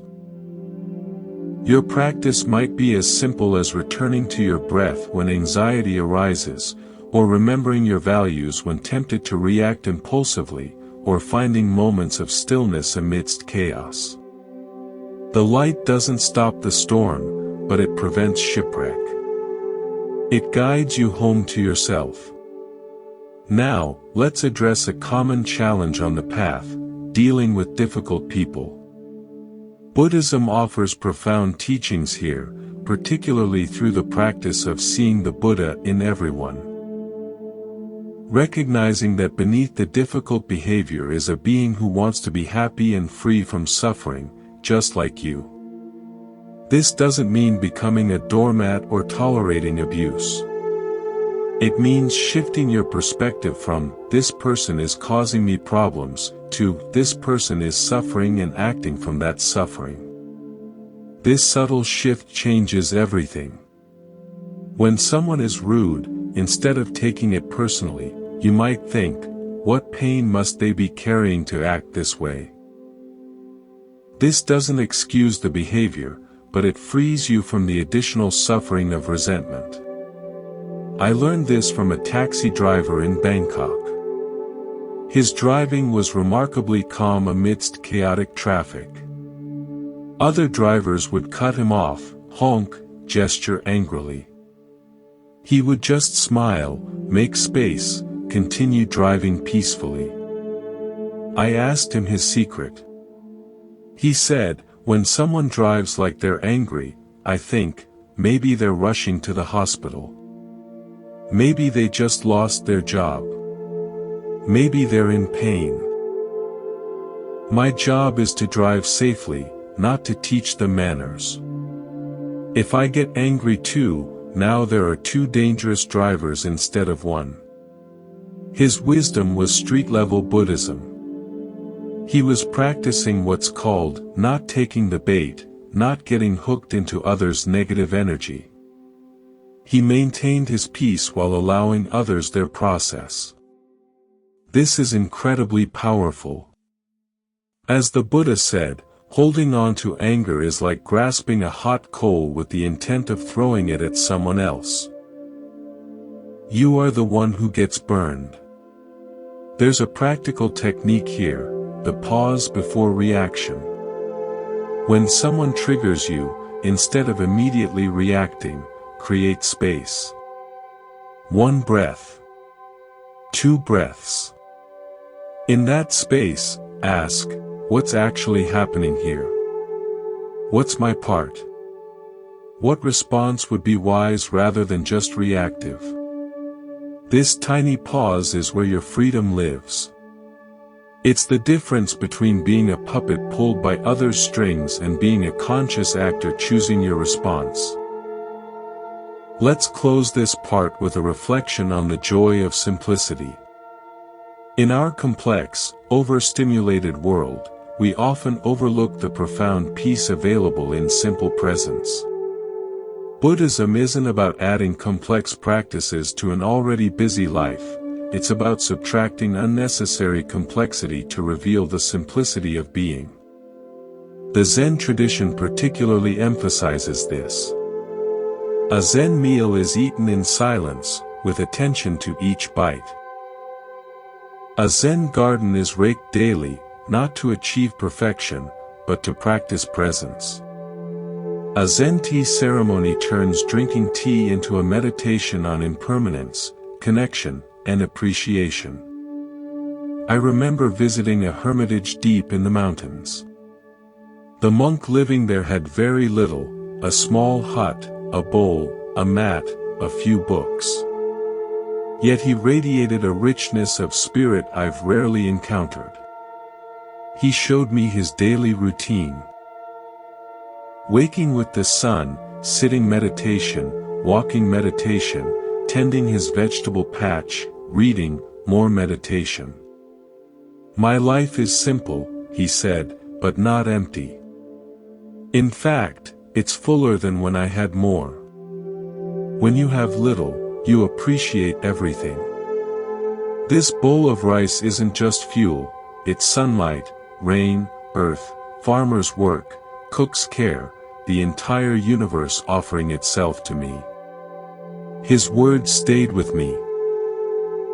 We think we need more to be happy, but often what we need is to appreciate what we already have more deeply. The practice of simplicity isn't deprivation, it's curation. It's removing the clutter, both physical and mental, so we can see clearly what matters.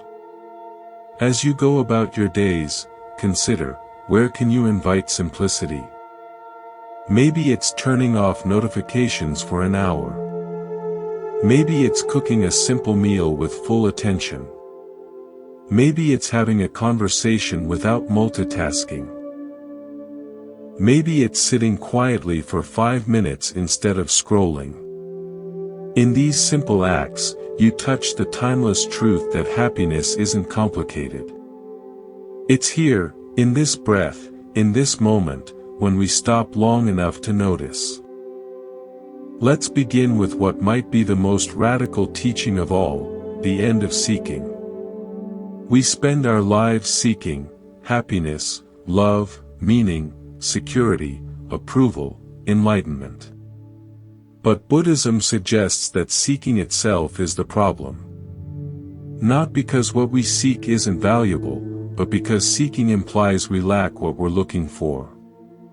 What if what you're seeking is already here, and seeking is just a way of overlooking it? The Zen masters speak of this with paradoxical clarity. If you look for Buddha, you won't see Buddha. The finger pointing at the moon is not the moon.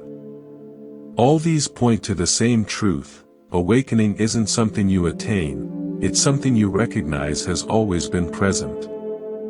Imagine you're wearing a necklace with a precious gem. You've worn it so long you've forgotten it's there.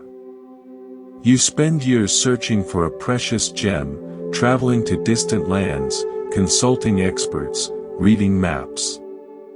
All the while, the gem hangs around your neck. The seeking isn't wrong, it's just unnecessary.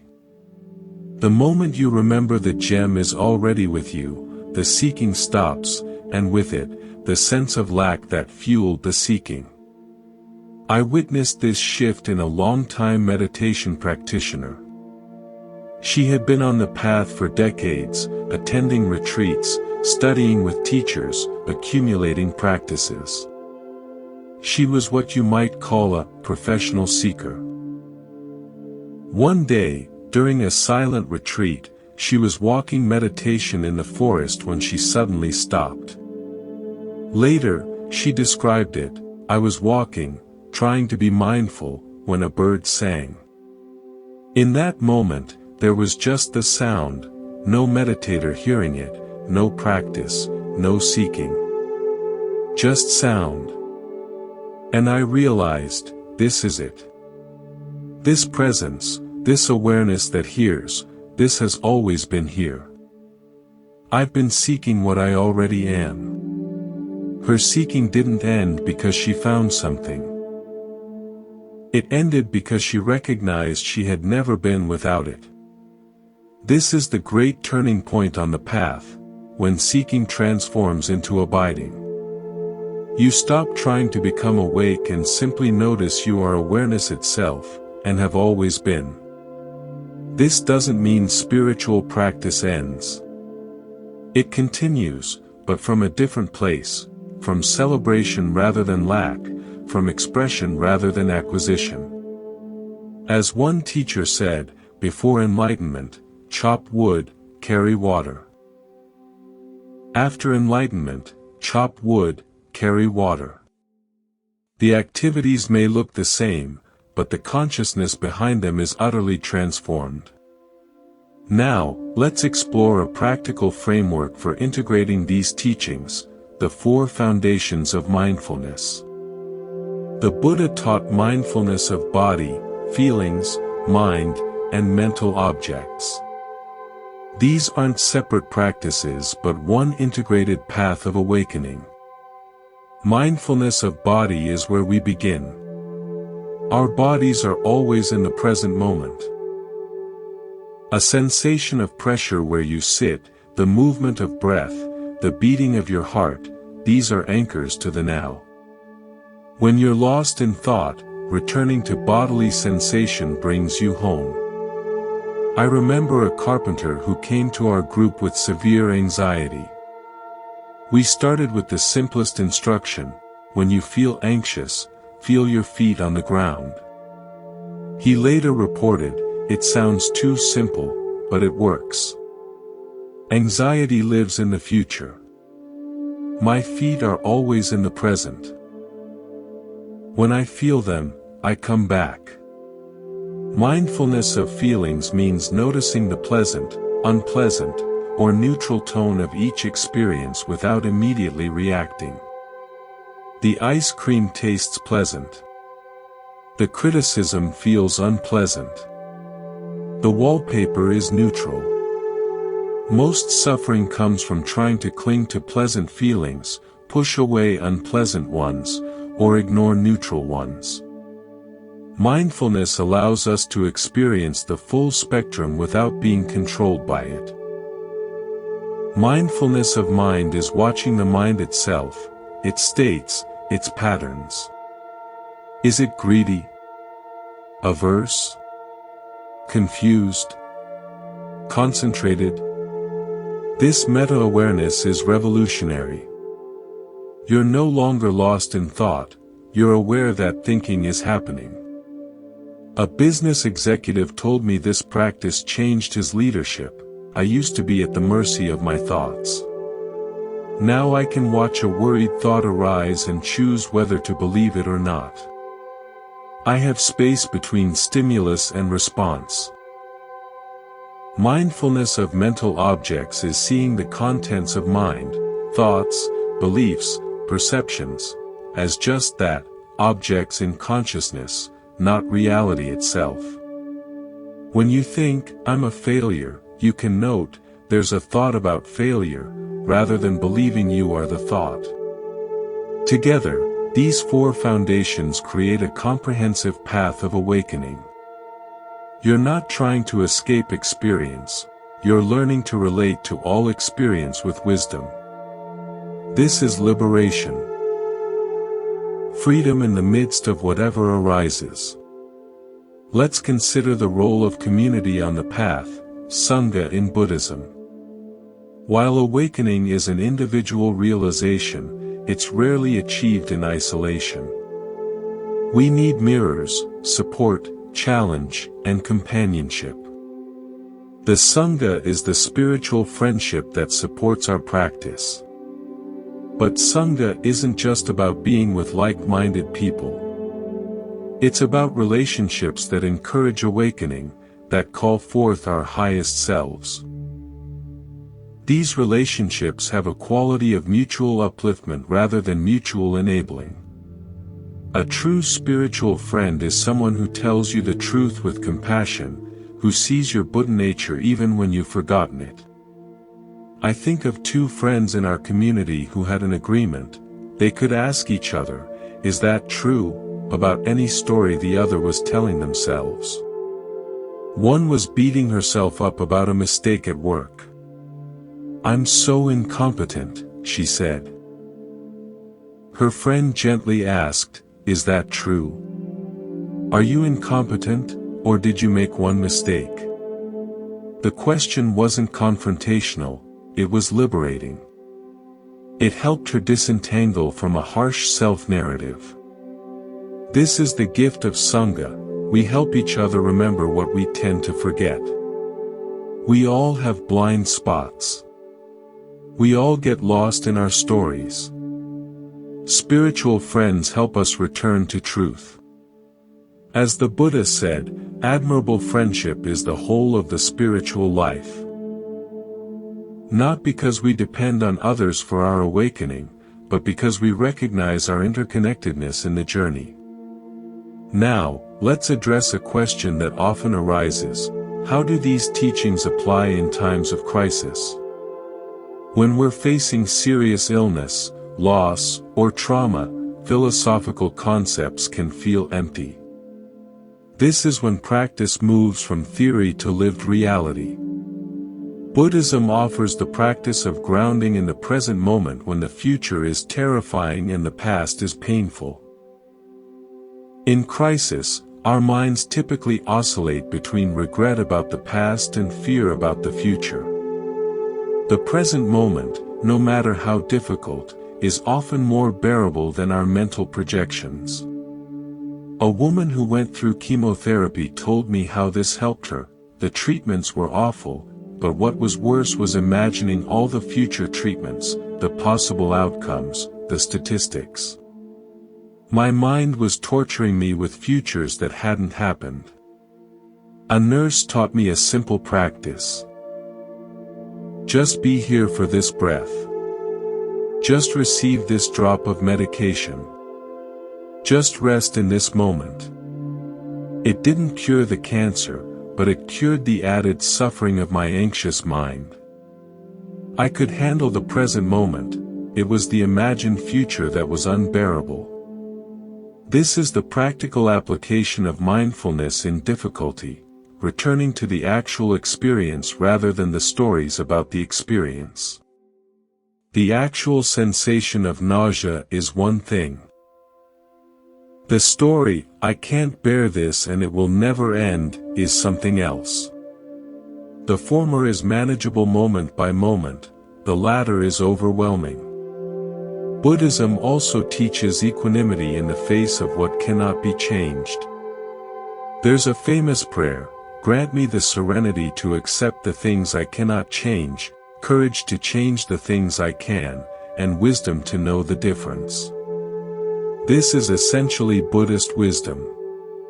Equanimity isn't passive resignation. It's the clear-eyed recognition of what is within our control, our responses, our attitudes, our actions, and what is not, other people, certain outcomes, the past. This discernment brings immense relief. Let's explore the concept of everyday enlightenment, awakening not as a distant goal but as a way of being in ordinary life. The Zen saying goes, "How wondrous, how mysterious, I carry water, I chop wood." Enlightenment isn't found in special experiences. It's found in seeing the extraordinary in the ordinary. I knew a janitor at a university who radiated peace. Students would seek him out during stressful times. When asked about his secret, he said, "I clean toilets the way I'd care for an altar. I mop floors as a meditation. Each room I clean, I think, may the people who use this space think clearly, create beautifully, discover truth. My work isn't cleaning, it's blessing spaces for learning. He hadn't attended any fancy retreats. He had simply brought full presence to his work. He saw the interconnectedness, his cleaning supported the students' learning, which might lead to discoveries that helped humanity. He found dignity and meaning not in the job title, but in the consciousness he brought to the job. This is available to all of us. Enlightenment isn't leaving ordinary life, it's bringing extraordinary awareness to ordinary life. Washing dishes becomes a meditation on impermanence. The clean dish will be used, dirted, and washed again. Parenting becomes a practice of patience and unconditional love. Work becomes an expression of service. As the Thai forest master Ajahn Chah said, if you let go a little, you will have a little peace. If you let go a lot, you will have a lot of peace. If you let go completely, you will have complete peace. You are the mountain. Ancient, grounded, unmoving in your essential nature. The weather is everything that passes through your life, thoughts, emotions, situations, relationships. Sunny days of joy, stormy days of grief, foggy days of confusion, clear days of insight, all are weather. Most people identify with the weather. I am a storm. I am the sunshine. They forget they are the mountain. The mountain experiences all weather but isn't fundamentally changed by it. Storms may rage around its peak, but the mountain remains. Snow may cover it, but the mountain remains. Sunshine may warm it, but the mountain remains. Spiritual practice is remembering you are the mountain. When difficult emotions arise, you can say, this is storm weather on the mountain of me. When joyful moments come, this is sunny weather on the mountain of me. You don't have to become the weather, you can allow it to pass through while remaining grounded in your mountain nature. This doesn't mean becoming unfeeling. Mountains are deeply affected by weather, eroded by rain, shaped by wind, colored by seasons. But their essence as mountain remains. Similarly, you feel fully, but from the stability of mountain consciousness rather than the turbulence of weather identification. A man who survived bankruptcy told me how this metaphor helped him. I lost everything financially. The storm was real. But remembering I was the mountain, not the storm, kept me from losing myself. The mountain of my being, my values, my resilience, my capacity to start again, was still there after the financial weather passed. As we come to the end of our time together, let's reflect on what this all means for your daily life. Buddhism isn't about adopting exotic practices or beliefs. It's about returning to your natural wisdom. Here are some simple ways to integrate these teachings. First, create moments of pause throughout your day. Before starting your car, take 3 conscious breaths. Before eating, pause to appreciate the food. Before reacting in conversation, take 1 breath. These tiny pauses are cracks where awareness can enter. Second, practice gratitude for ordinary moments. The warmth of water in the shower.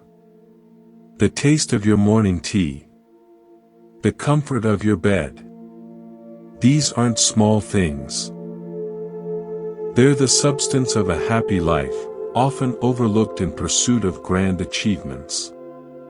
Third, when difficult emotions arise, meet them with curiosity rather than resistance. Hello, anger. What are you here to teach me? Welcome, sadness. What needs attention? This turns enemies into messengers. Fourth, notice when you're seeking outside yourself for completion. In those moments, gently bring your attention back to your breath, your body, this moment. What you're seeking is in the seeking itself, the awareness that seeks. Fifth, cultivate kindness, starting with yourself. The voice in your head that comments on your life, is it a kind voice? If not, you have the power to change the channel.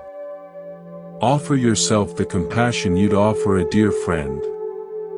The Buddha's final words were, all conditioned things are impermanent. Strive on with diligence. Not with grim determination, but with the diligence of remembering, again and again, who you truly are beneath the changing conditions of life.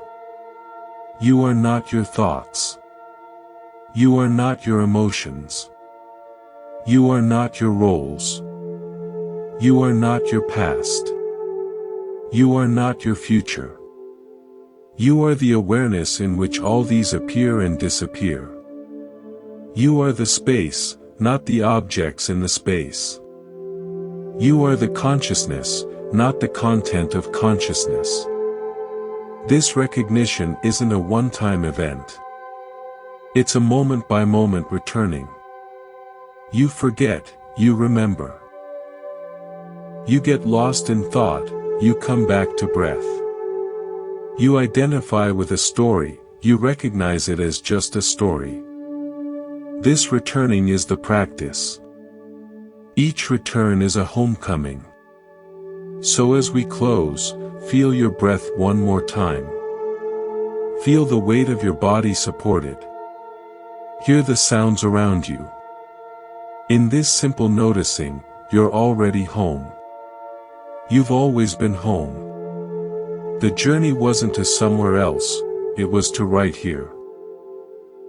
The peace you've been seeking isn't in some future achievement or relationship. It's in this breath. The love you've been longing for isn't from someone else, it's the natural radiance of your own heart when it's not defended. The freedom you've dreamed of isn't freedom from circumstances, it's freedom in how you relate to circumstances. You are complete. You always have been. You simply forgot. And now, you remember. May you carry this remembering into your days. May you be gentle with yourself when you forget. May you find joy in the ordinary. May you meet difficulty with wisdom. May you love without clinging. May you live from your wholeness. Thank you for sharing this journey at Monk's Temple. The conversation doesn't end here, it continues in your own heart, in your own awareness, in the silent spaces between thoughts where truth whispers. You are home. Welcome home.